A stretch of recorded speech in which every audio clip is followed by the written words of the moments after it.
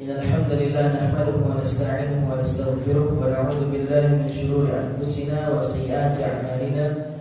May yahdihillahu fala mudilla lahu wa may yudlil fala hadiya lahu. Asyhadu an la ilaha illallah wahdahu la syarika lahu wa asyhadu anna Muhammadan 'abduhu wa rasuluh. Ya ayyuhalladzina amanu taqullaha haqqa tuqatih wa la tamutunna illa wa antum muslimun.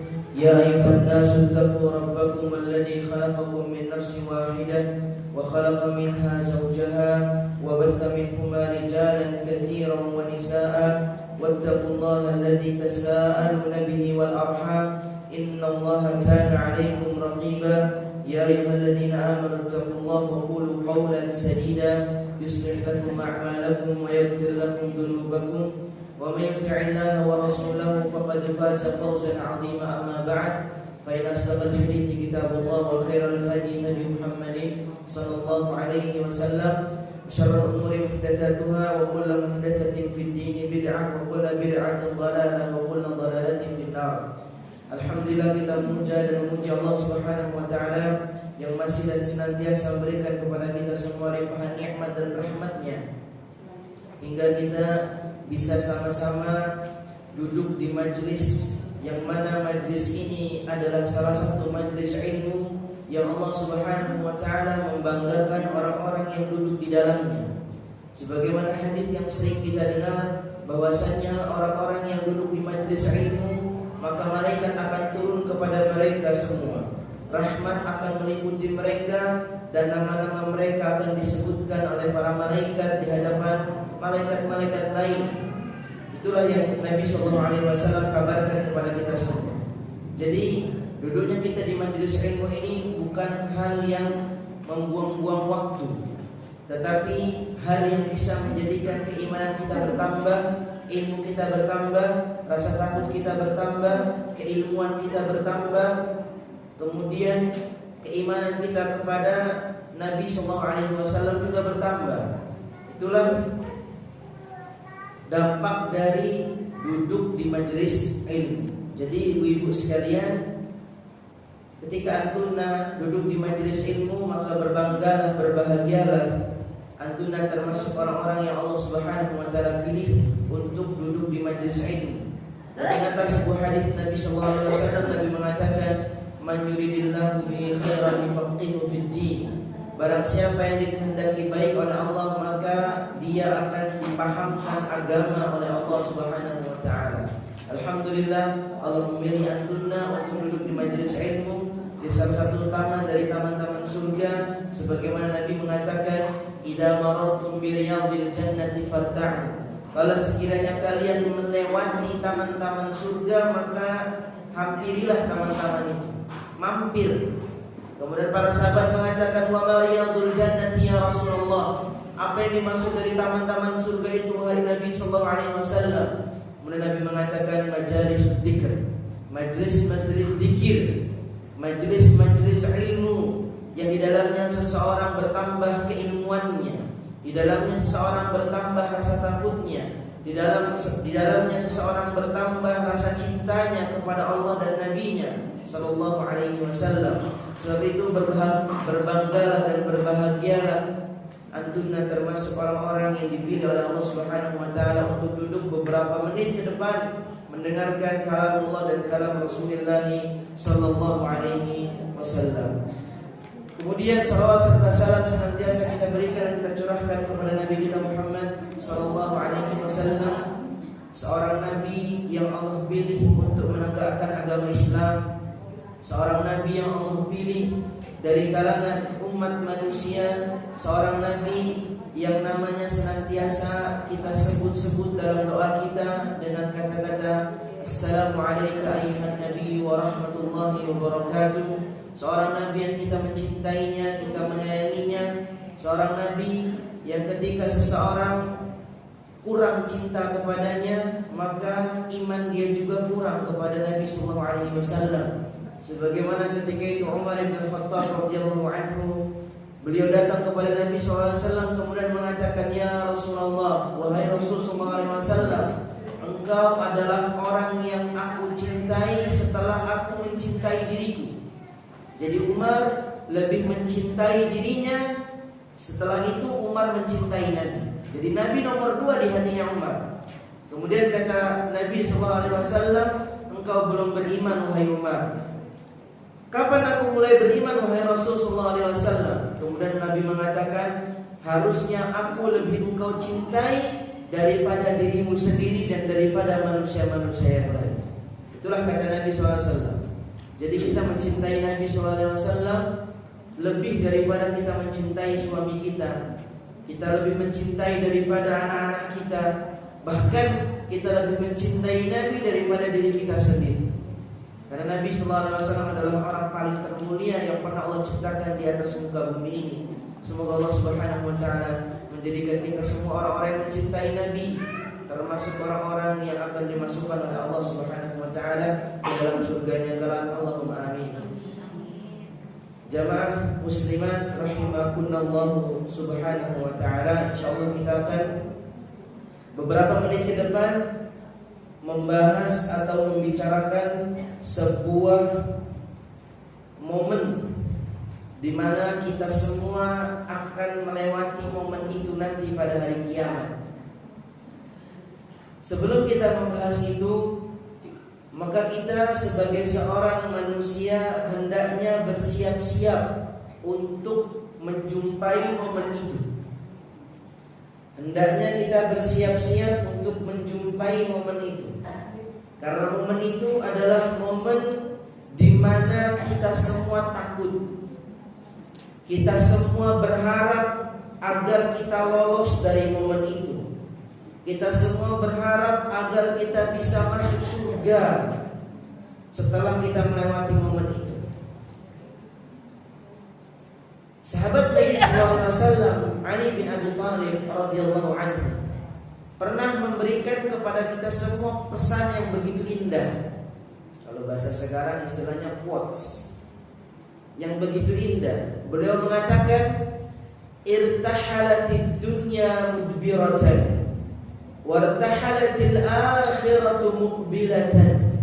Kata Ali ibn Abi Thalib radhiyallahu anhu, dunia pergi meninggalkan kita dan nantinya akhirat datang menghampiri kita. Walikullin banun, dan setiap di dunia dan akhirat memiliki anak-anak. Apa maksudnya di sini? Maksudnya adalah orang-orang yang benar-benar menghambakan dunia dan akhirat. Mereka memiliki pikiran dunia dan pikiran akhirat. Makanya kata Ali, di setiap dunia dan akhirat memiliki anak-anak yang ikutinya. Kemudian kata Ali radhiyallahu anhu, fakunu min abna'il akhirah wa la takunu min abna'id dunya. Jadilah anak-anak yang orientasinya adalah akhirat. Jangan menjadi anak-anaknya dunia. Fa innal yawma 'amalun wa la hisab wa ghadan hisabun wa la 'amal. Karena kenapa? Sekarang hari ini kita hidup di dunia, isinya cuma beramal saja. Isinya cuma amal soleh.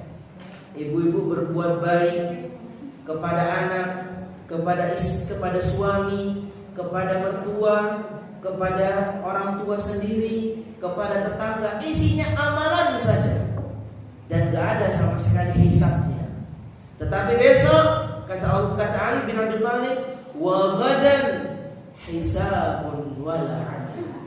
Dan besok nanti pada hari kiamat, pada hari akhirat, semuanya isinya hisab dan gak ada satupun di antara kita bisa beramal.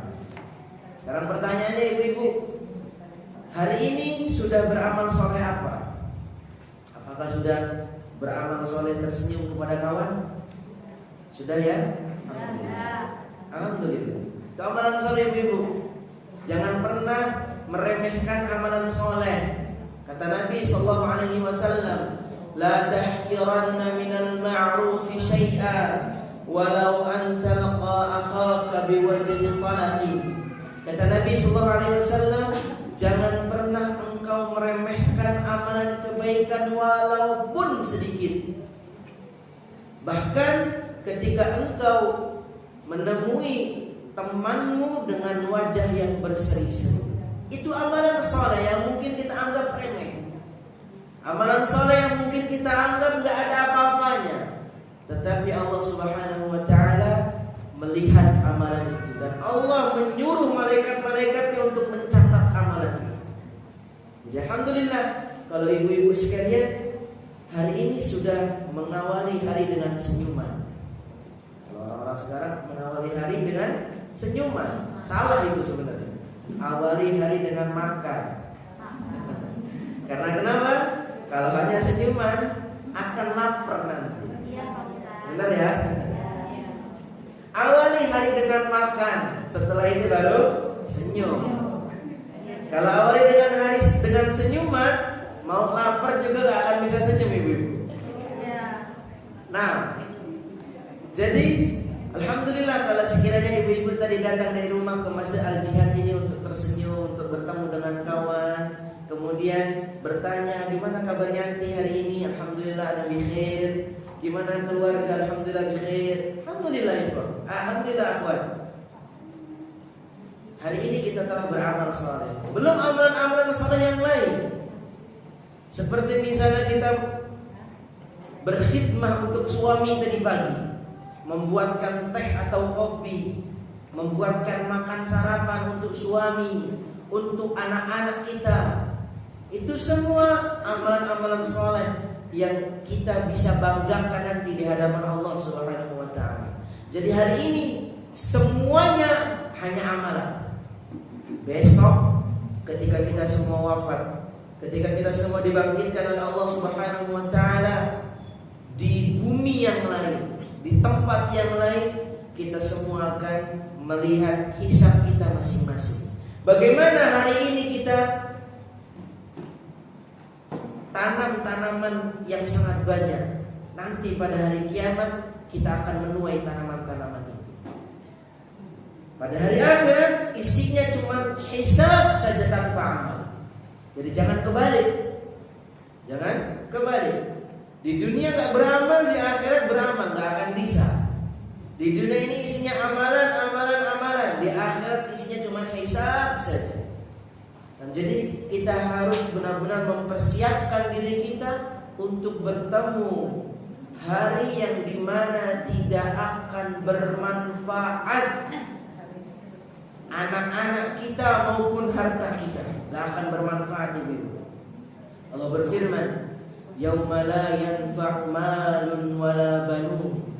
Hari yang tidak ada manfaatnya harta dan anak-anak. Gak manfaat. Harta yang kita peroleh di dunia, yang kita kumpulkan, gak ada manfaatnya pada hari itu. Gak akan bisa, apa ya istilahnya, kong kali kong. Bawa ibu tahu gak istilahnya? Kong kali kong.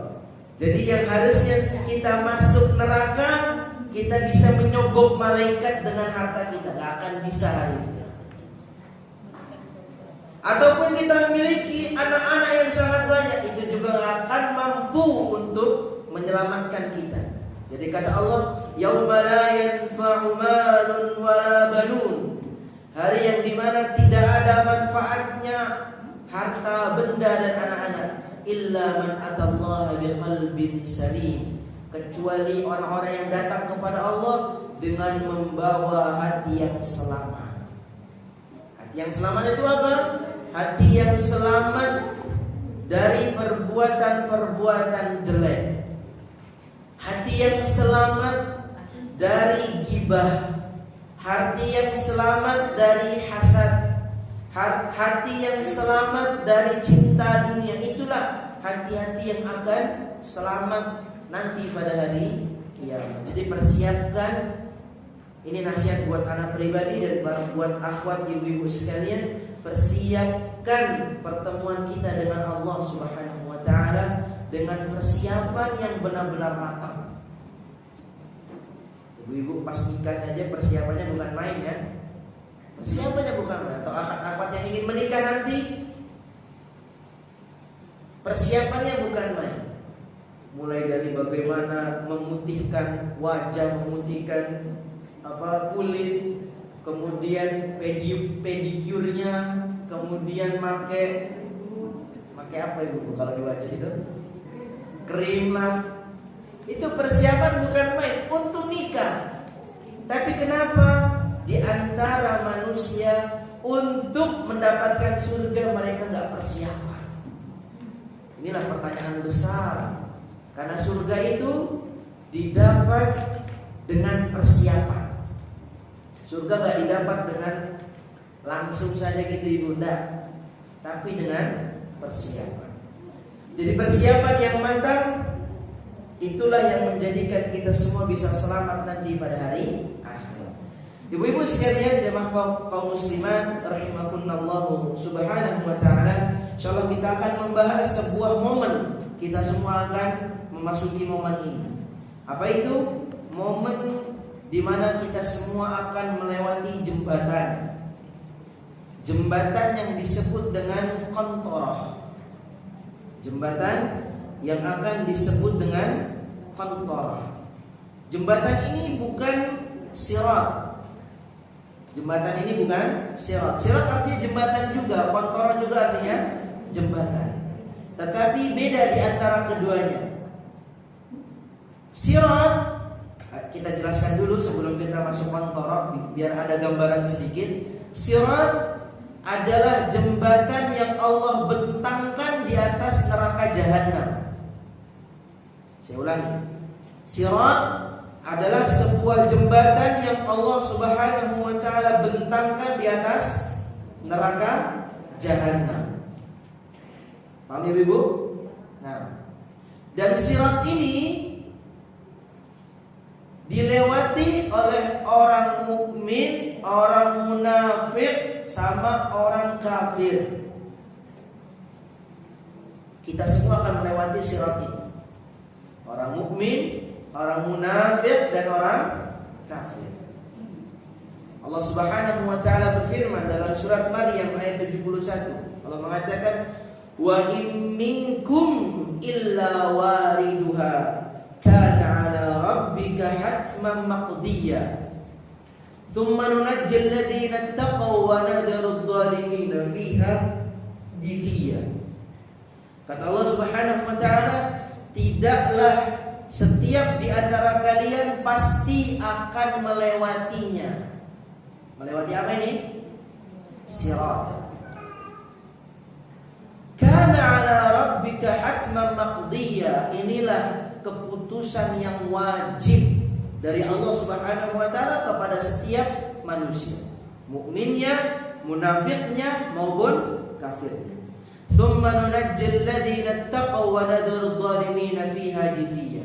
Kemudian Allah Subhanahu wa ta'ala akan menyelamatkan orang-orang bertakwa, orang-orang mukmin untuk melewati sirat itu. Kemudian Allah akan meninggalkan orang-orang yang zalim. Mereka semua akan terjatuh dari sirat tersebut.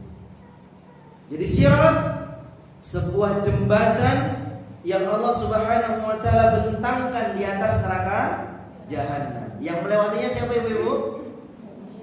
Mukmin, munafik dan kafir. Mukmin, munafik dan kafir. Ini orang yang akan melewati sirat, melewati jembatan. Dan ingat, pemahaman kita kalau disebut jembatan, jangan jembatan yang ada di dunia. Oke? Jembatan di dunia beda, ibu-ibu. Sirat itu kata Nabi SAW dalam hadis riwayat Imam Hakim dan disahihkan oleh Syekh Al-Albani rahimahullah. Nabi mengatakan, wa yudha'u sirat mithla haddi Musa. Sirat itu diletakkan dan tajamnya sirat itu bagaikan silet. Tajamnya itu bagaikan silet. Dalam hadis lain riwayat Imam Muslim, Nabi mengatakan, balaghani anna jisra adabku minasy-sya'rah wa ahaddu minas-sayf. Dan telah datang kepadaku kabar tentang bagaimana sirat itu. Kata Nabi, sirat itu adabku minas-sya'rah, lebih tipis dari rambut dan lebih tajam dari pedang. Ini sirat. Nah, Sudah ada gambaran ibu-ibu ya tentang masalah sirat. Kita nggak akan bahas panjang masalah sirat karena pembahasan kita adalah qantarah. Nah, ketika orang-orang mukmin telah Allah Subhanahu wa taala loloskan dari sirat, maka orang-orang mukmin ketika melewati sirat itu ada 3 macam. Orang-orang mukmin ketika melewati sirat itu ada 3 macam. Yang pertama najin musallam, yang kedua najin makdus, yang ketiga makdus. Yang pertama najin musallam, mereka orang-orang yang selamat dari sirat itu. Kalau kita bahas sirat ini panjang ini, harusnya pembahasan kali ini udah pernah dibahas belum sirat ini, Bu? Harusnya panitia ini ngomongin sirat dulu aja, karena nggak lepas nanti kalau kita bahas qantarah tanpa kita membahas sirat. Nah, mau bahas qantarah apa sirat Ibu sekarang? Sirat. Tapi anak udah persiapannya qantarah Ibu. Tapi nggak apa-apa, qantarah aja kita bahas. Cuman kita akan menyinggung sedikit tentang sirat. Jadi 3 tipe orang mukmin ketika melewati sirat. Yang pertama mereka najin musallam, mereka selamat melewati sirat itu. Karena ingat sirat itu tadi di atas neraka jahanam, dan di samping-samping sirat dalam sebuah hadis fafiha kalali, di samping-samping sirat itu ada kail-kail dari besi, yang mana kail itu akan mencabik-cabik orang-orang yang melewati sirat. Jadi orang mukmin yang pertama, tipe pertama, mereka najin musallam, seorang yang selamat, tidak ada sedikit pun cabikan-cabikan yang ada pada tubuhnya. Ini najin musallam. Dan mereka, kata Nabi SAW, ini orang-orang yang pertama ini yang melewati sirat secepat cahaya. Tentu ya ibu-ibu semuanya atas amalan-amalan masing-masing, setelah rahmat dari Allah Subhanahu wa taala. Jadi makanya tadi pertama kita bahas bahwa kita itu harus bersiap-siap melewati sirat dan qantarah. Karena nggak ada sama sekali yang bisa nolong kita nanti. Kita yang akan melewati sirat itu sendirian. Di samping sirat, samping-samping sirat itu, tadi kita tahu ya, sirat itu lebih tipis dari rambut, lebih tajam dari pedang. Samping-samping sirat itu isinya kail. Ibu-ibu tahu kail pancing itu? Itu kan kecil ya. Coba kalau kail itu gedenya 30 meter, coba ibu. Bisa kebayang? 30 meter gedenya. Atau gedenya satu masjid ini. Satu kail. Gede satu masjid. Itu kail akan mencabik-cabik orang yang melewati sirat. Ditambah lagi keadaannya sirat itu gelap gulita. Makanya dalam sebuah hadis Nabi SAW mengabarkan kepada kita semua, setiap orang memiliki cahayanya masing-masing. Ada yang cahayanya sebesar gunung, ada yang cahayanya sebesar onta, sebesar kuda, sebesar kambing, dan ada yang cahaya cuma sebesar jempol. Sudah sebesar jempol, kata Nabi SAW, yudhi'u marratan wa yudfi'u marratan. Kadang hidup, kadang enggak. Cahaya sebesar jempol ibu-ibu, itu gelapnya bukan main. Kadang hidup, kadang enggak. Cahaya yang kita punya. Naudzubillah min dzalik, semoga kita bukan termasuk orang-orang yang memiliki cahaya sekecil itu. Doa. Nah, itu kita harus melewatinya dalam keadaan tadi. Sampingnya banyak kail yang begitu besarnya, yang mencabik-cabik tubuh seseorang yang lewat di sana. Kemudian bawahnya neraka jahanam. Ingat ya, ibu-ibu, neraka jahanam bukan warna merah apinya. Mungkin kalau kita pandang Kalau apinya warna merah, ya kita bisa mengambil penerangan dari api itu. Enggak, neraka jahanam apinya warna hitam. Kita gak akan tahu sekarang api warna hitam itu bagaimana di dunia ini. Gak akan tahu. Yang kita tahu cuma api warna kuning, biru, merah. Dan ada juga sebagian warnanya putih. Kita gak tahu api warna hitam ngeri apa. Makanya gelapnya bukan main ibu. Nah, jadi yang pertama, orang yang melewati sirat itu najin musallam. Mereka yang melewati sirat dalam keadaan selamat, badannya tidak tercabik-cabik.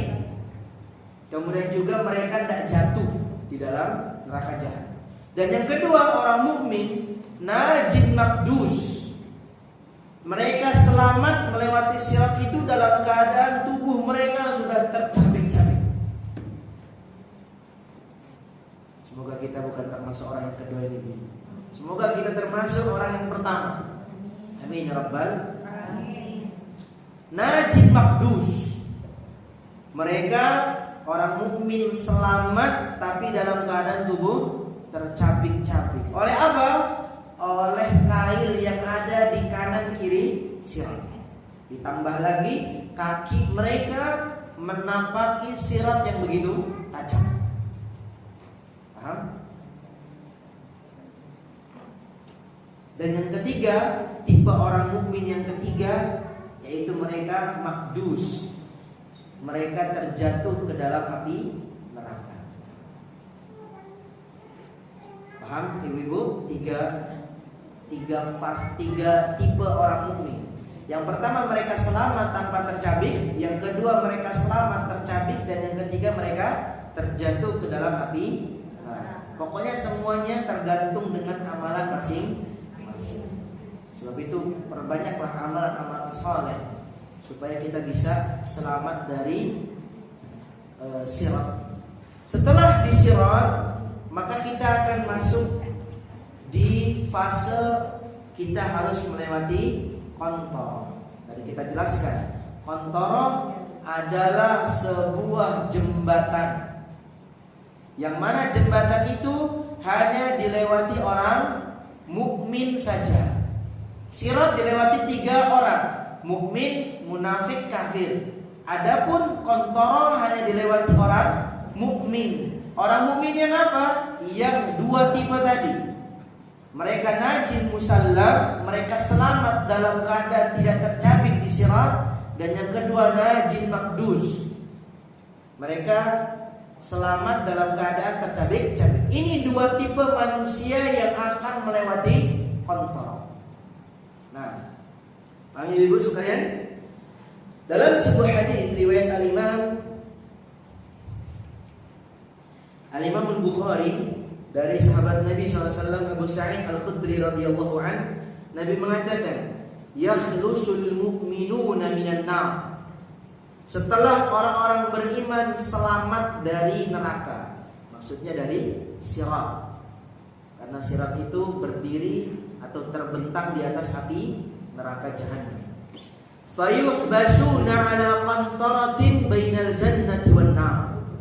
Maka mereka akan tertahan. Orang-orang mukmin ini akan tertahan di atas qantarah. Qantarah ini antara surga dan neraka. Fayuqassu li ba'dihim min ba'din madhalim kanat bainahum fid dunya. Dan akan terjadi di antara mereka penegakan kisos antara mukmin dengan mukmin yang lain. Kisos untuk apa? Untuk kezaliman-kezaliman yang telah mereka kerjakan di dunia. Hatta idza hudzibu wa nuqu udhina lahum fi dukhulil jannah. Sampai mereka dalam keadaan sudah Allah Subhanahu wa taala cabut seluruh kezaliman di hati-hati mereka, maka mereka diizinkan untuk masuk surga. Fawalladzi nafsu Muhammadin biyadi, dan demi zat yang jiwanya Muhammad berada di tangannya, la ahaduhum ahda bimanzilihi fil jannati minhu bimanzilihi kana fid dunya. seseorang di antara mereka yang lulus dari qantarah, mereka semua akan sangat tahu tentang rumah mereka di surga, lebih mengetahui daripada rumah mereka di dunia. Intinya hadis ini menerangkan tentang qantarah, sebuah jembatan yang terjadi, yang dibentangkan antara surga dan neraka. Ini fase terakhir seorang mukmin sebelum masuk surga. Jamaah kaum muslimin atau kaum muslimat rahimakumullah subhanahu wa ta'ala, para ulama berbeda pendapat tentang masalah qantarah ini. Ada dua pendapat di antara para ulama. Yang pertama, pendapat mengatakan qantarah ini adalah sebuah jembatan lanjutan dari sirat. Ulangi, pendapat pertama, qantarah ini sebuah jembatan lanjutan dari sirat. Jadi sirat jembatan, setelah itu ada jembatan lagi, masih nyambung jembatannya, nggak terputus. Ini pendapat yang dikemukakan oleh Al-Imam Ibn Hajar rahimahullah dalam Fathul Bari. Pendapat pertama adalah sebuah jembatan qantarah ini yang masih lanjutan dari sirat. Dari sirat jembatan, kemudian gak terputus di jembatannya, langsung qantarah. Paham, Ibu-ibu? Pendapat yang kedua adalah jembatan yang beda dengan sirat. Ada terputusnya antara sirat dengan qantarah. Pendapat yang kedua ini pendapat yang diambil oleh Al-Imam Al-Qurtubi dalam kitab beliau At-Tadhkirah. Wallahu a'lam, pendapat yang kedua ini lebih mendekati kebenaran. Karena kenapa? Beda sifatnya qantarah dengan sirat. Sirat itu sebuah jembatan yang hanya bisa dilalui oleh satu orang. Paham ya, Ibu? Adapun qantarah sebuah jembatan yang kita semua melewatinya dalam satu waktu. Jadi jembatannya besar, bukan kecil. Mana dalilnya? Di hadis yang kita baca tadi, kata Nabi SAW, "Fayaqussu li ba'dihim min ba'dhi madhalim kanat bainahum fid dunya." Maka nanti ketika orang mukmin melewati qantarah, mereka akan ditegakkan qisas bagi mereka di satu waktu itu. Jadi semua orang mukmin berdiri di atas jembatan itu, menandakan bahwasannya jembatan qantarah beda dengan jembatan sirat. Paham Ibu di sini? Ini pendapat yang lebih mendekati kebenaran yang diambil oleh Imam Al-Qurtubi rahimahullahu rahmatan wasi'ah. Kemudian ibu-ibu sekalian, apa kezaliman yang akan dikisos oleh Allah Subhanahu wa taala bagi orang-orang mukmin? Apa kezaliman yang akan dikisos oleh Allah Subhanahu wa taala oleh orang-orang mukmin? Maka di sini ada perbedaan pendapat di antara para ulama. Pendapat yang pertama adalah para ulama yang mengatakan bahwasanya yang akan dikisos di qantarah adalah harta benda. Jadi setiap harta kita akan dikisos oleh Allah Subhanahu wa taala. Harta benda kita. Terkadang seseorang mendapatkan sebuah harta itu dari kezaliman yang dia ambil dari tetangganya, atau kawan sekantornya, atau kawan kajiannya. Itu banyak. Ini akan dikisos. Nah, ini pendapat pertama. Ibu-ibu pahamnya mana kisos ya? Paham enggak? Enggak. Kisos itu ibu-ibu sekalian, ketika seseorang mengambil haknya di dunia, itu namanya kisos. Kisos itu ketika seseorang mengambil haknya yang ada di dunia. Jadi misalnya ibu-ibu dizolimi sama kawan ibu yang lain. Contohnya hak ibu diambil, meteran tanah atau yang lain-lain lah pokoknya, diambil oleh seseorang di dunia. Maka nanti di akhirat kita akan mengambil hak orang itu sesuai dan sekadar dengan hak yang dia ambil di dunia tadi. Paham ibu? maknanya kisos. Nah, itu kisos di akhirat. Adapun kisos di dunia itu contohnya kalau ibu-ibu tahu, kisos di dunia itu ketika seseorang membunuh maka dia akan dibunuh juga. Ketika seseorang mencuri harta dengan nominal tertentu maka tangannya akan dipotong. Itu kisos di dunia, hukuman di dunia. Adapun di akhirat berbeda kisosnya. Itu hitungannya di akhirat sendiri, bukan di dunia. Itu maknanya dari kisos. Jadi pendapat yang pertama mengatakan kezaliman-kezaliman yang akan diambil atau ditegakkan kisos oleh Allah Subhanahu wa taala bagi orang-orang mukmin di Qantarah, maksudnya di sini kisos tentang apa Ibu? Harta. Karena ada sebagian manusia mereka mengambil harta kawannya tanpa hak. Ini enggak boleh. Nanti di akhirat ketika mereka sudah sampai Qantarah, mereka semua akan dikisos. Ini pendapat yang pertama. Pendapat yang kedua, kisos ini hanya diperuntukkan bagi orang-orang kaya saja. Kisos ini hanya diperuntukkan bagi orang-orang kaya. Orang-orang miskin nggak akan dapat kisos ini. Di Qantarah mereka langsung melaju aja, langsung masuk surga. Adapun orang-orang kaya, mereka akan tertahan di kisos ini, di Qantarah. Sebagaimana Nabi SAW mengabarkan kepada kita dalam sebuah hadis riwayat Imam Al-Bukhari, Nabi mengatakan, Kuntu ala babil jannah. Aku berdiri di depan pintu surga. Fakana amatan man dakhalaha al-masakin.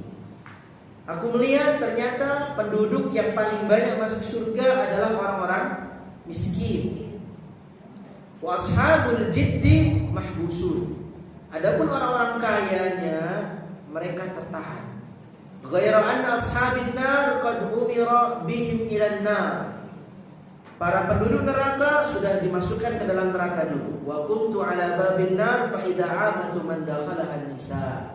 Dan ketika itu aku juga berdiri di depan pintu neraka dan aku lihat penduduk neraka yang paling banyak adalah wanita.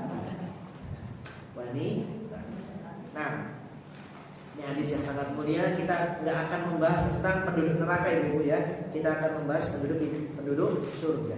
Dalam hadis yang mulia ini Nabi mengatakan kepada kita semua bahwa orang yang paling banyak masuk surga adalah kaum miskin. Kaum miskin. Kenapa? Karena orang miskin itu lebih cepat hisabnya. Harta mereka tidak banyak, makanya mereka lebih cepat hisabnya. Dalam sebuah hadis riwayat Imam Muslim, orang miskin jarak masuknya dengan orang kaya itu 500 tahun jaraknya. Jadi orang miskin duluan masuk surga, orang kaya itu masih dihisab 500 tahun karena banyak hartanya.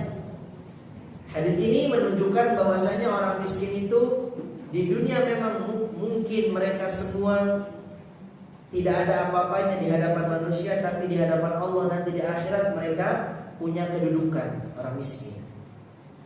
Tapi jangan memahami salah hadis ini. Udahlah, saya jadi orang miskin saja. Enggak seperti itu.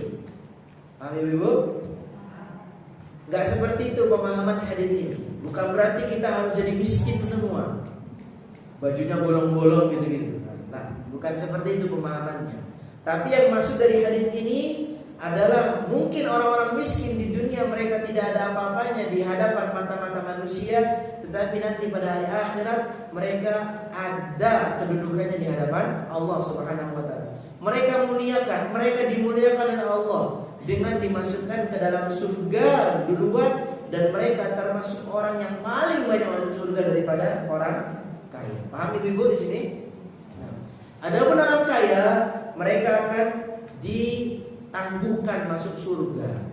Kenapa demikian? Karena mereka banyak hisabnya, dan salah satu hisabnya adalah mereka diberikan kisos, ditegakkan kisos bagi mereka. Ini pendapat yang kedua. Makanya kata para ulama, orang kaya itu banyak tanggungannya. Orang kaya itu banyak tanggungannya. Bukan hanya keluarga dia, bukan hanya orang-orang yang tinggal di rumah dia, tetapi orang kaya itu banyak tanggungannya. tetangga yang belum makan 3 hari 4 hari, itu tanggungannya orang kaya. Berat ibu-ibu jadi orang kaya. Tapi Masya Allah, kalau orang-orang kaya yang bertakwa, mereka akan mendapatkan surga yang berlimpah. Karena kenapa? Mereka beribadah kepada Allah dengan harta mereka. Ini kalau orang kaya yang bertakwa. Allah Subhanahu wa taala berfirman, "Wabtaghi fima ataqallahu ad-daral akhirah wa la tansa nasibaka minad dunya." Carilah hal-hal yang telah Allah berikan kepada kalian tentang perkara akhirat. Carilah surga, tapi jangan sekali-kali lupakan kehidupan dunia kalian. Allah mengingatkan kita boleh semangat cari akhirat, tapi jangan pernah lupa kehidupan dunia. Kita boleh menjadi orang kaya, tapi ingat, orang kaya yang soleh. Ibu-ibu kalau menjadi pengusaha atau konglomerat, jadi konglomerat yang solehah. Konglomerat yang solehah bagaimana? Tetangganya belum makan, kasih. Satu pengajiannya misalnya belum bisa baca Quran, atau satu pengajiannya juga yaitu belum bisa baca Quran, atau belum paham tentang surga dan neraka, belum paham tentang agama, panggil ustaz, datangkan ustaz, bayar ustaz itu. Ini orang kaya yang soleha.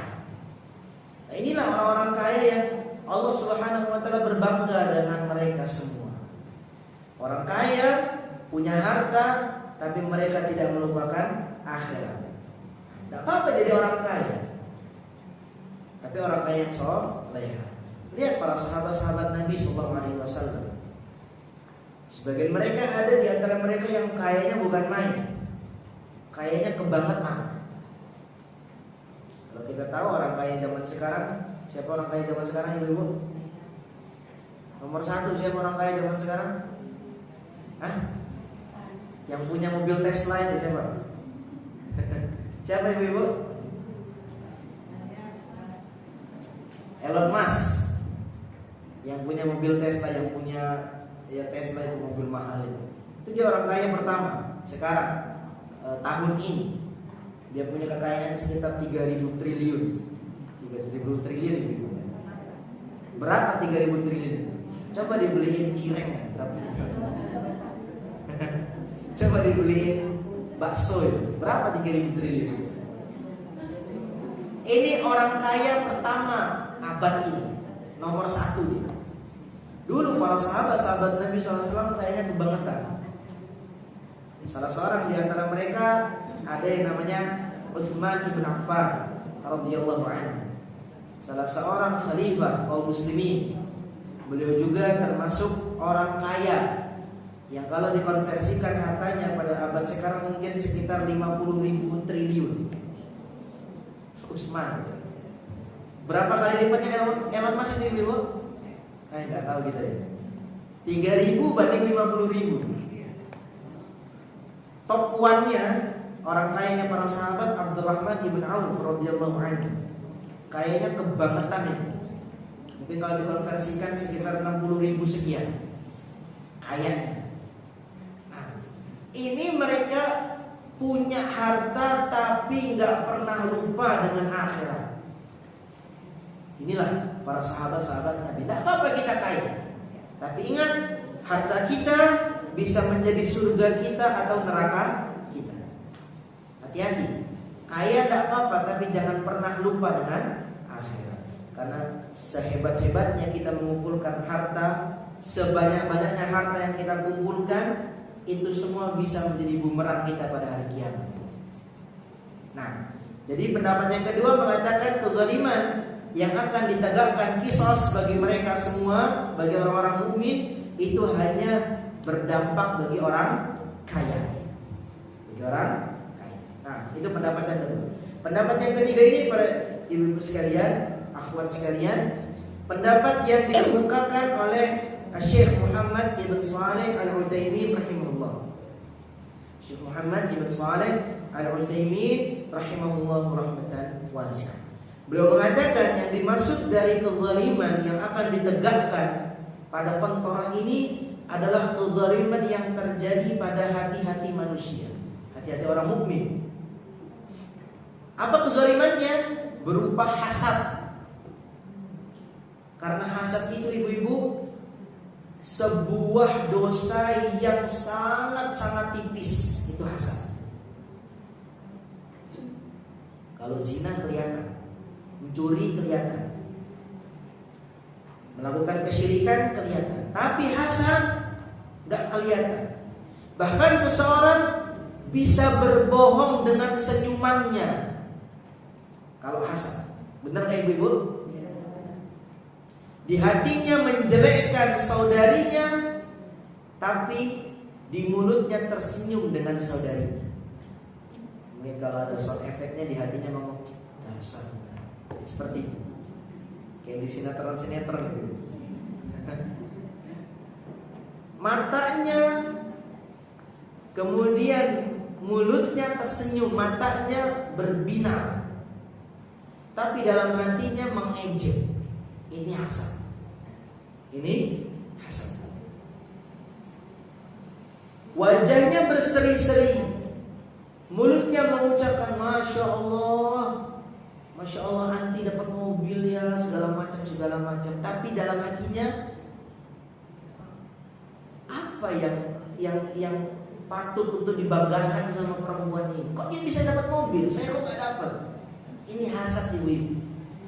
Makanya saya katakan tadi, hasad itu dosa yang sangat tipis, yang dijangkiti oleh setiap mukmin, setiap manusia. Nah, ini nanti pada hari kiamat, inilah letaknya penghakiman, kisos itu terjadi, kontor di dalam kontor ini. Makanya kata Syekh Muhammad Ibn Shalih Al-Utsaimin belum mengatakan, wa bihadza najma'u bainan nususil waridah bi anna hunal ittisasain.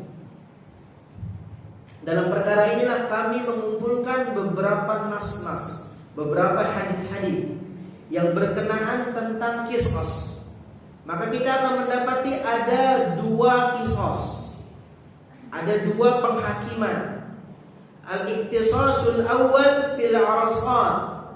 Kisos yang pertama itu terjadi ketika kita semua berada di padang mahsyar. Padang mahsyar. Wa yuqsadu minhu akhdul huquq. Di padang mahsyar itu kita semua akan mengambil hak-hak kita pada saudara kita yang pernah menzalimi kita. Jadi kita jelaskan hak-hak apa saja. Mau hak tentang harta, atau ibu-ibu pernah dipukul oleh saudarinya, kemudian dia nggak ikhlas dengan pukulan itu, nanti di padang mahsyar kita semua akan mengambil hak itu. Ya, dalam sebuah hadis riwayat Imam Muslim, kami mengatakan, "Atadruna manil muflis?" Wahai para sahabatku, antum tahu nggak orang-orang yang bangkrut? Para sahabat mengatakan, "Al-muflisu fina man la dirhama fihi wala mata'." Orang yang bangkrut menurut persepsi kami adalah orang-orang yang gak ada lagi hartanya. Dia gak punya harta, dia juga gak punya perabotan. Itu orang bangkrut. Ini menurut persepsi para sahabat. Yang kita juga kalau ditanya, tahu gak antum apa orang bangkrut itu? Kita akan menjawab orang yang dulunya hartanya banyak, sekarang gulung tikar. Itu orang bangkrut. Kemudian kata Nabi SAW, al-muflisu fi ummati. Orang yang bangkrut yang akan terjadi pada umatku, man ya'ti yaumal qiyamah, dia datang pada hari kiamat membawa pahala yang sangat banyak. Pahala salat dia bawa, pahala zakat dia bawa, pahala puasa dia bawa, pahala amalan-amalan soleh banyak dia bawa. Tetapi di sisi lain, pahala-pahala itu banyak dia bawa, di sisi lain dia pernah di dunianya qad syatama hadza wa akala mala hadza wa daraba hadza wa safaka dama hadza. Di dunia dia pernah mencaci ini, di dunia dia pernah memukul ini, di dunia dia pernah mengambil hak orang ini, di dunia dia pernah menjadikan orang ini berdarah, maka nanti pada hari kiamat orang-orang yang dia zalimi akan minta hak. Nah, ini di padang mahsyar. Jadi seluruh hak seorang hamba akan dipertanggungjawabkan oleh hamba-hamba yang lain. Nah, ini kisos yang pertama, kisos uzma. Kisosul azim, kisos yang sangat besar pada mahsyar nanti.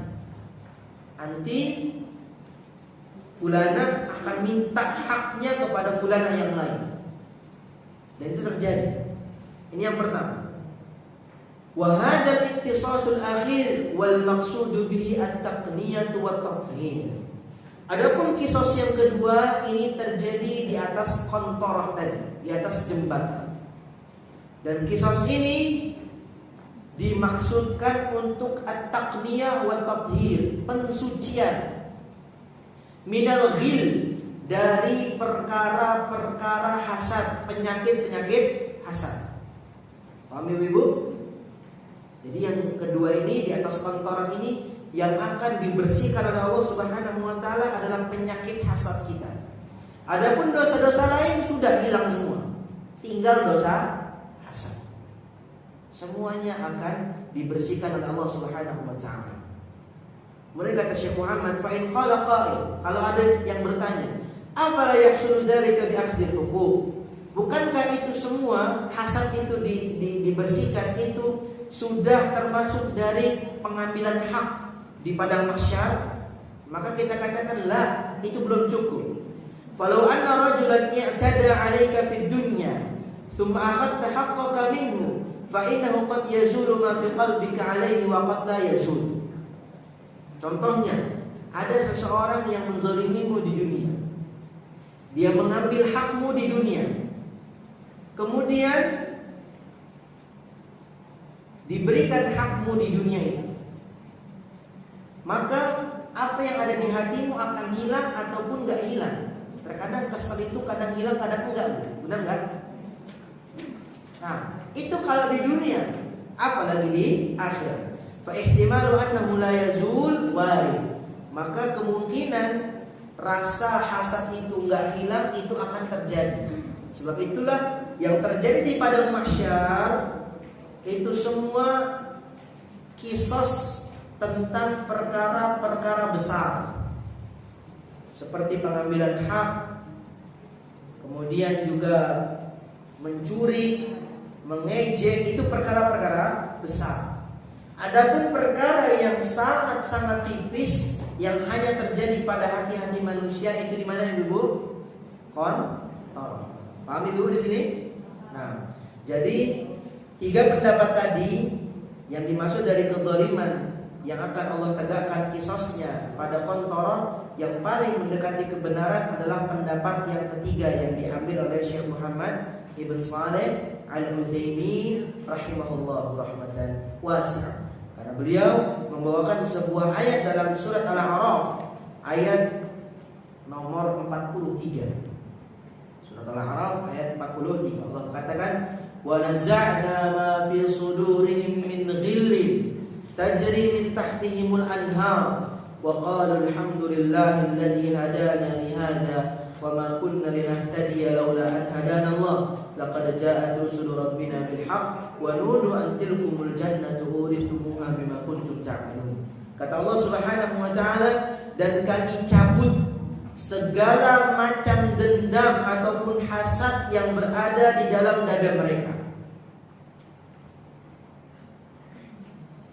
Ketika mereka dicabut hasadnya dari dada mereka, berarti maknanya hati mereka sudah bersih.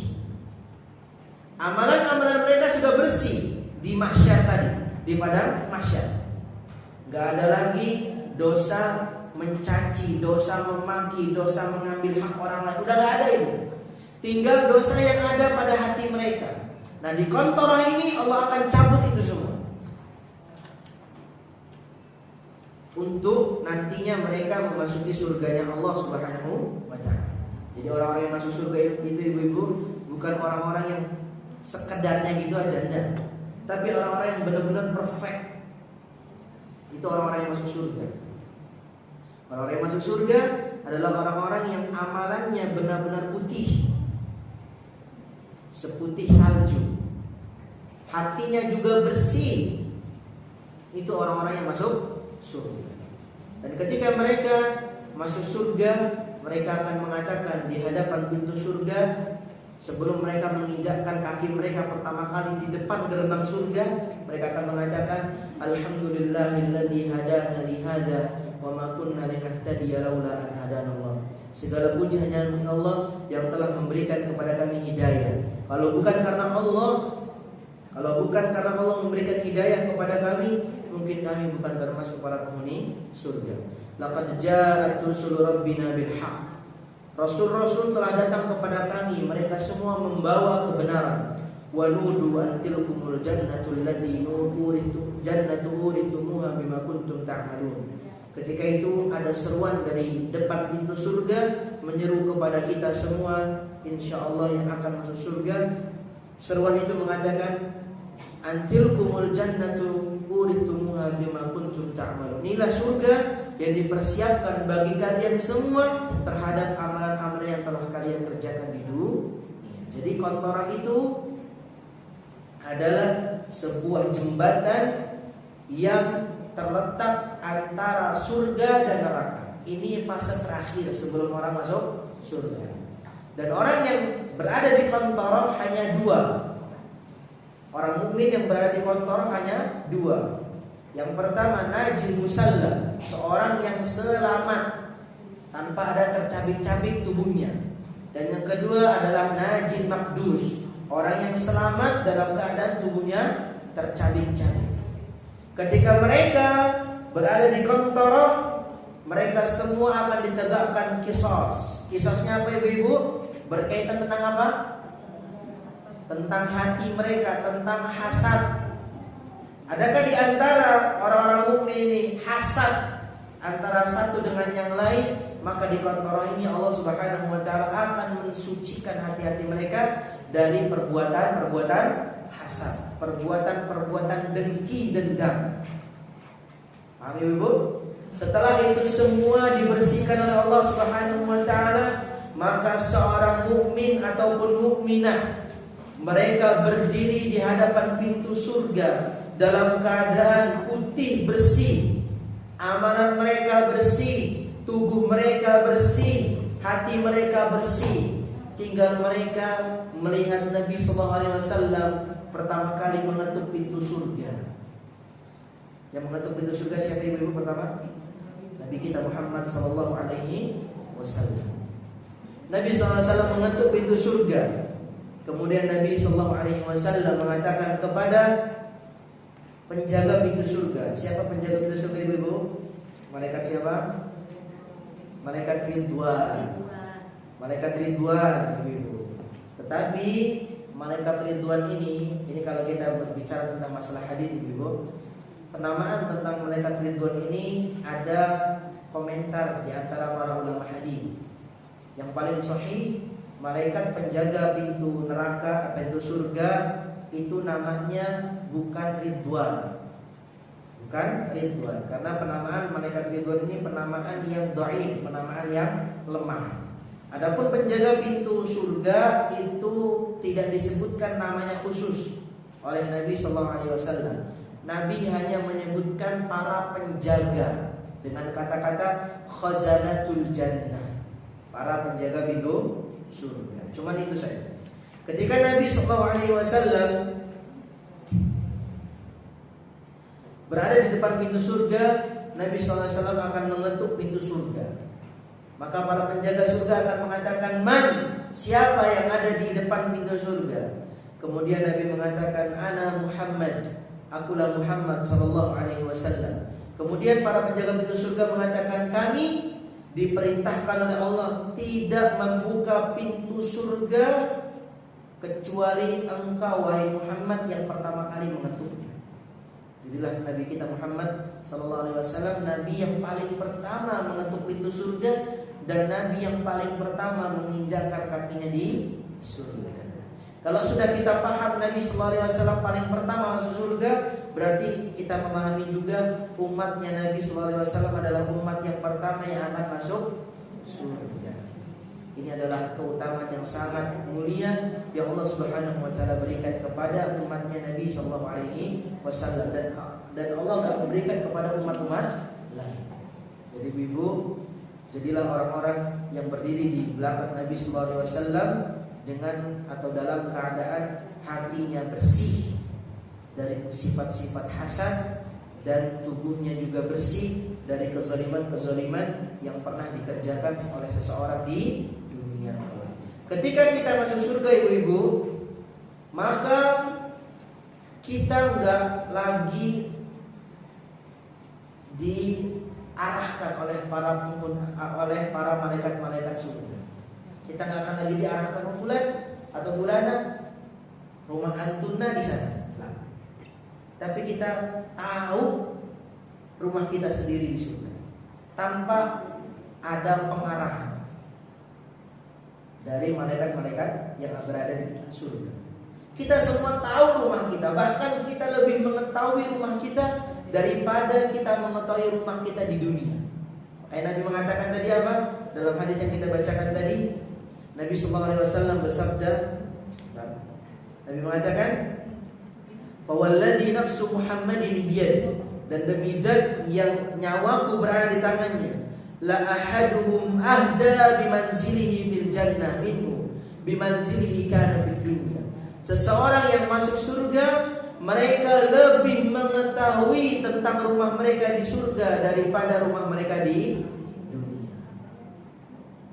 Mudah-mudahan kita semua punya rumah di surga, ibu-ibu. Rumah di surga itu rumah yang paling indah. Makanya ibu-ibu semangat untuk buat rumah di surga dengan amalan-amalan soleh. Jangan semangat hanya membuat rumah di dunia. Karena rumah di dunia ini 70-60 tahun kita akan tinggalkan ini. Itu kalau umur kita sampai 60-70 tahun. Tapi kalau umur kita hanya nyampe sebulan besok, ya rumah kita akan kita tinggalkan. Yang akan berebut siapa? Ahli waris kita, anak-anak kita. Kalau kita kaya, kita punya rumah, maka yang akan berebut suami kita dengan anak-anak kita. Jadi semangat untuk punya rumah di surga. Kita lebih semangat untuk punya rumah di surga daripada rumah kita di dunia. Allah a'lam bishawab. Ini yang bisa kita sampaikan dalam pembahasan kita tentang masalah qantarah. Intinya kita semua akan melewati qantarah tersebut dalam keadaan tadi dua keadaan. Yang pertama kita selamat dari sirat, dan yang kedua kita selamat dalam keadaan tercabik. Semoga Allah Subhanahu wa taala menjadikan ibu-ibu semuanya tanpa terkecuali, suami-suami ibu-ibu atau anak-anak atau orang tua, termasuk orang-orang yang ada di golongan pertama, Naji Musallam, orang yang selamat dalam keadaan badannya tidak tercabik-cabik. Kemudian juga kita melewati sirat atau kita melewati qantarah dalam keadaan nyaman, aman, tanpa ada paksaan di dalamnya. Wallahu a'lam bishawab. Yang kita sampaikan. Ada beberapa pertanyaan di sini.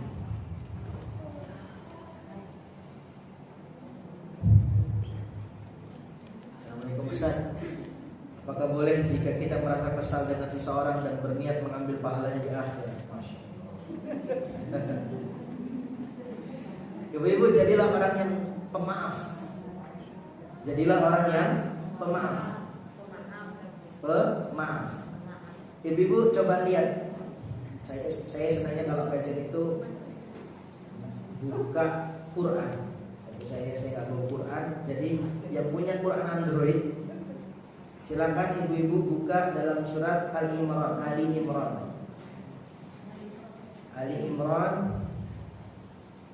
ayat 134.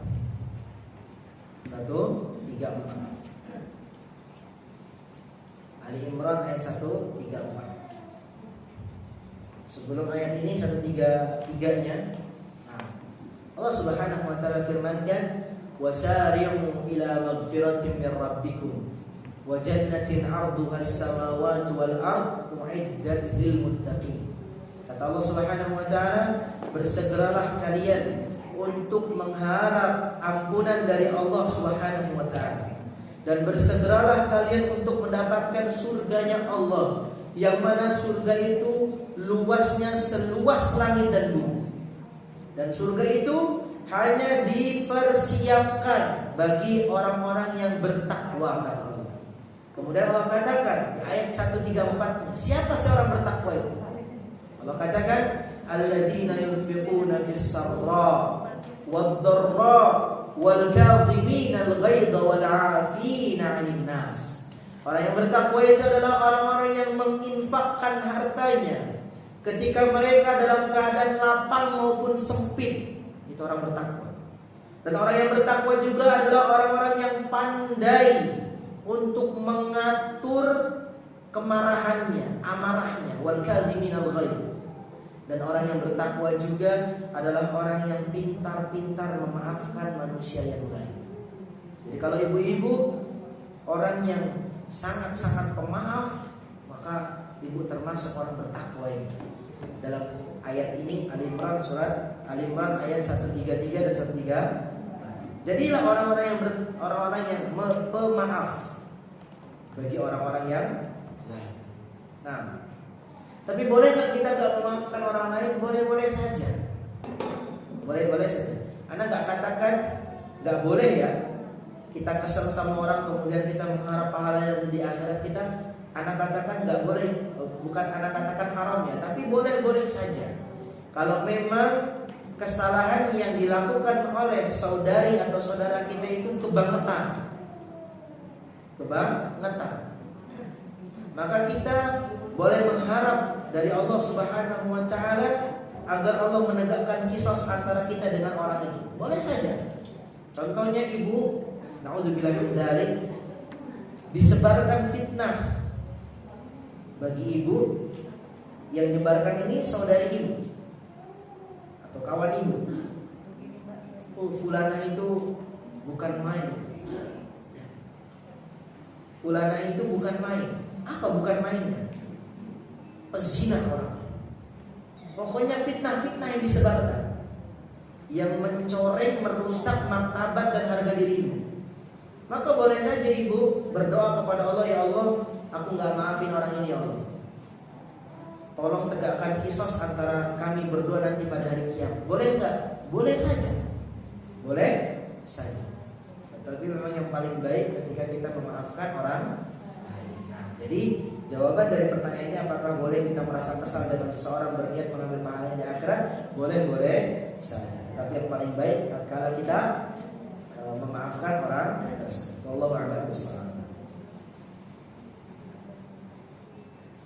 Nah, assalamualaikum Ustaz. Apakah jika kita sudah bertaubat dan memohon ampun dari suatu perbuatan maksiat, akankah tetap dihisab di akhirat nanti? Syukran Ustaz, jazakumullah khair. Nah, ketika kita sudah bertaubat dari perbuatan maksiat, kita udah tak lagi melakukannya, maka nanti kita dihisab oleh Allah Subhanahu wa taala pahalanya saja, bukan dosanya.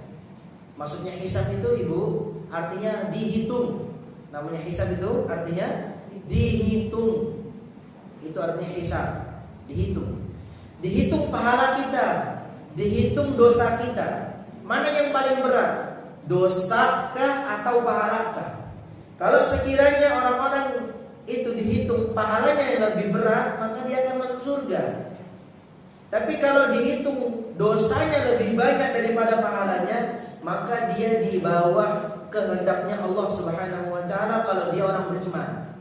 Karena ada satu akidahnya seorang mukmin Ahlussunnah wal Jamaah, orang mukmin pelaku dosa besar, orang mukmin pelaku dosa besar, maka dia di bawah kehendaknya Allah Subhanahu wa taala. Bisa jadi Allah Subhanahu wa taala memaafkannya, langsung dia masuk surga, dan bisa jadi Allah Subhanahu wa taala memasukkannya dulu ke neraka untuk dicuci dulu di neraka. Jadi ini akidahnya Ahlussunnah wal Jamaah. Beda dengan akidahnya orang-orang Khawarij, orang-orang Mu'tazilah. Mereka menganggap para pelaku dosa besar kekal dalam neraka. Nah, Para pelaku dosa besar, mereka semua di bawah kehendaknya Allah Subhanahu wa ta'ala. Kecuali orang-orang yang melakukan kesyirikan dan kekufuran. Ini sudah jelas. Orang yang melakukan kesyirikan dan kekufuran, maka haram baginya api, maka haram baginya surga. Halal baginya api neraka, dan mereka akan kekal selama-lamanya di dalam neraka. Tetapi kalau orang melakukan dosa-dosa besar selain kesyirikan, contohnya berzina, minum khamar, mencuri dan lain-lain, maka mereka semua di bawah kehendaknya Allah Subhanahu wa ta'ala. Mereka semua akan dihisab. Tadi kita jelaskan hisab artinya apa, Ibu? Jadi orang yang berbuat atau bertaubat dari sebuah maksiat, maka mereka juga akan dihitung dosanya, dihitung pahalanya. Kalau pahalanya lebih banyak, maka mereka akan masuk dalam surga. Kalau pahalanya lebih sedikit dan dosanya lebih banyak, maka mereka dibawa kehendaknya Allah Subhanahu wa ta'ala. Allah a'lam bishawab.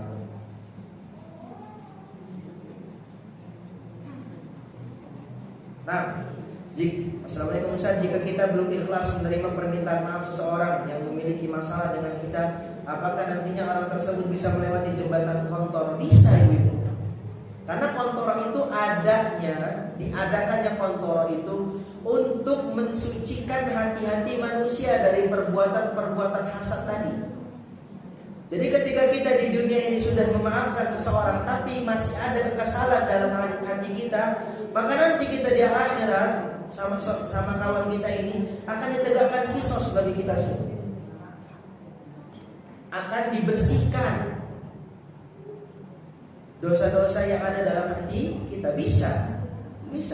Seorang dia punya dosa dalam hatinya bisa melewati kontrol. Ketika Allah Subhanahu wa ta'ala membersihkan dosa-dosa tersebut dalam hatinya orang itu. Jadi jadilah orang-orang yang pemaaf, ibu-ibu, dan mengikhlaskan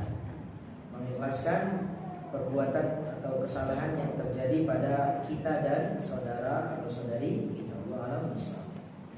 Kemudian mana lagi?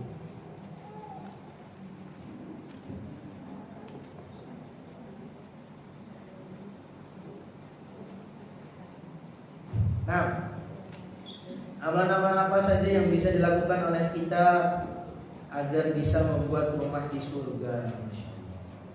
Banyak, Ibu, amalan-amalannya. Mungkin Anda menyampaikan beberapa atau satu hadis saja dari Nabi SAW. Nabi mengatakan, atau dua hadis dari Nabi SAW. Hadis yang pertama, hadis riwayat Al-Imam Tirmidzi dan lain-lain. Nabi SAW bersabda, "Man bana masjidan lillah, banallahu lahu baitan fil jannah." Barang siapa yang membangun masjid Allah Subhanahu wa ta'ala di dunia ini, maka Allah Subhanahu wa ta'ala akan bangunkan rumahnya di surga. Oke, kalau sekiranya bangun masjid sekarang mahal, Ustaz. Butuh berapa M bangun masjid? Belum membebasin tanahnya, belum membangun bangunannya. Mungkin 1 M nyampe atau ratusan juta nyampe.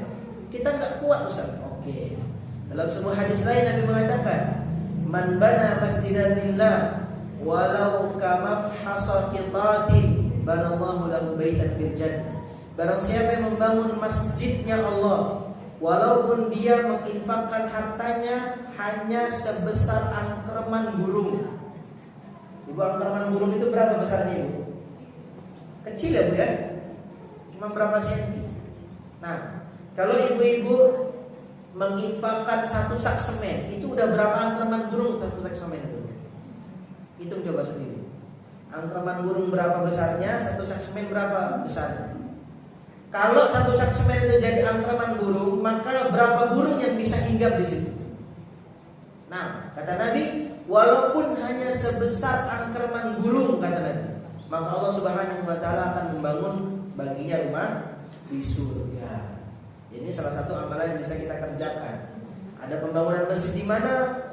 Misalnya di desa-desa, kita coba menyumbang 1 sak semen itu harganya berapa? Paling 120-150 ribu. Beli 1 sak semen itu. Kalau misalnya ibu-ibu mau langsung membangun bangunan itu langsung lagi dibangun, ibu-ibu datang ke kontraktornya, Pak saya aja yang bangun Pak, berapa butuhnya? Berapa butuh sak semen? Berapa butuh pasir? Berapa butuh bata? Biar saya aja Pak. Itu Masya Allah itu. Tuh Masya Allah. Nah ini yang pertama. Amalan yang kedua, Nabi SAW mengatakan, Man sallat natai asyrata raka'atan fi yawmin wa laylah, banallahu lahu baitan fil jannah. Barang siapa yang sholat sunnah 12 rakaat dalam sehari semalam, maka Allah Subhanahu wa ta'ala akan membangunkan rumahnya di surga. Nah, para ulama berbeda pendapat apa yang dimaksud dari 12 rakaat ini. Banyak ya pendapatnya ya. Nah, yang ana rojikan pendapatnya 2 rakaat sebelum subuh, 4 rakaat sebelum zuhur, 2 rakaat sesudah zuhur, kemudian 2 rakaat sebelum maghrib, 2 rakaat sebelum isya. Nah, itu jadi 12 rakaat yang ana rojikan pendapatnya. Banyak pendapat para ulama yang dimaksud dari 12 rakaat ini apa? Ini sebuah hadis yang diriwayatkan oleh Imam Tirmidzi dari sahabat Nabi SAW, Ummu Habibah, salah seorang istrinya Nabi SAW. Jadi itu 2 amalan yang bisa kita kerjakan. Insya Allah nggak berat amalan itu, yang bisa kita kerjakan untuk membangun rumah kita di surga. Banyak amalan-amalan lain yang nggak mungkin kita sebutkan karena panjang nanti pembahasannya. Allah a'lam bishawab. Ada pertanyaan lagi atau habis pertanyaannya? Mau langsung ngomong pertanyaannya nggak apa-apa. Habis ya? Nah, kita bisa kita sampaikan, lebih kurangnya mohon maaf ibu, mohon maaf ambil waktu ibu 15 menit. Ada? Oh ya. Bolehkah kita membangun akal kita untuk membangun masjid, tapi di sana belum tentu orang-orangnya melaksanakan. Bagaimana ibu? Bagaimana bu? Bagaimana bolehkah kita itu menyumbangkan harta kita membangun masjid, tapi orang-orang di sana belum sesuai dengan kita orang yang berhadis atau mengikuti sunnah Rasulullah SAW. Masjidnya belum mengikuti sunnah Nabi SAW, gitu. Nah, jadi kita bangun masjid umum gitu. Nah, ibu, namanya membangun masjid itu untuk kemaslahatan kaum muslimin. Dan kemaslahatan yang paling kita harapkan yang terjadi di masjid itu adalah sholat 5 waktu. Sholat 5 waktu. Ketika kita membangun masjidnya Allah Subhanahu wa ta'ala di suatu tempat yang mana memang tempat itu butuh untuk sholat 5 waktu, kita infakkan harta kita di sana. Kita infakkan harta kita di sana. Mau mereka gunakan masjid itu selain dari 5 waktu digunakan untuk nyanyi-nyanyi di dalamnya, itu di luar kendali kita. Yang penting kita niat untuk membangun masjid itu agar sholat 5 waktu dikerjakan di masjid itu. Paham ibu? Nah, lain halnya kalau memang dari awal masjid itu dibangun bukan untuk sholat, bukan untuk sholat, tapi cuma untuk perkumpulan saja, cuma untuk paguyuban. Ada masjid seperti itu, musola biasanya. Nggak ada sholat di situ, untuk cuma paguyuban, maka kita jangan bangun masjid di situ atau kita menginfakkan harta di situ. Karena masih banyak masjid kaum muslimin yang membutuhkan santunan tangan kita untuk terbangunnya masjid-masjid Allah Subhanahu wa ta'ala. Adapun pokoknya lain dari niat kita itu hanya Allah Subhanahu wa ta'ala saja yang menghisap. Yang penting kita niat untuk berdonasi di masjid itu agar terlaksana sholat 5 waktu. Wallahu a'lam bishawab. Nah, apalagi masjid, ada masjid mau dibangun tapi di atas kuburan. Nah, nyari donasi supaya masjid itu terbangun di atas kuburan. Sholat 5 waktu nggak sah di situ. Maka kita juga nggak boleh untuk berdonasi di masjid itu. Karena karena akan terjadi kesyirikan di situ. Minta-minta kepada penghuni kubur, sholat menghadap kuburan. Ini hadis-hadis yang diselewengkan oleh mereka banyak, yang ditumburkan oleh mereka banyak. Salah satunya Nabi mengatakan, la tusallu ilal kubur, jangan sekali-kali kalian sholat menghadap kubur. Dan Nabi SAW mengatakan sebelum beliau wafat, jangan jadikan kuburanku ini sebuah masjid. Ini kan hadis-hadis yang melarang untuk dijadikan kuburan sebuah masjid. Maka bagi orang-orang yang berdonasi di masjid-masjid seperti itu, asalnya jangan dia berdonasi di situ, karena dia akan berta'awun 'alal itsmi wal 'udwan. Dia akan membantu terselenggaranya perbuatan-perbuatan dosa. Nah, walaupun masjid itu digunakan nanti untuk sholat lima waktu, nggak sah sholat lima waktu di situ. Kami ibu di sini, alam sholat. Ada yang lain?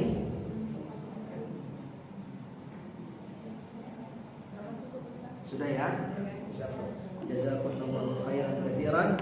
Kita tutup kajian kita dengan doa kafaratul majlis.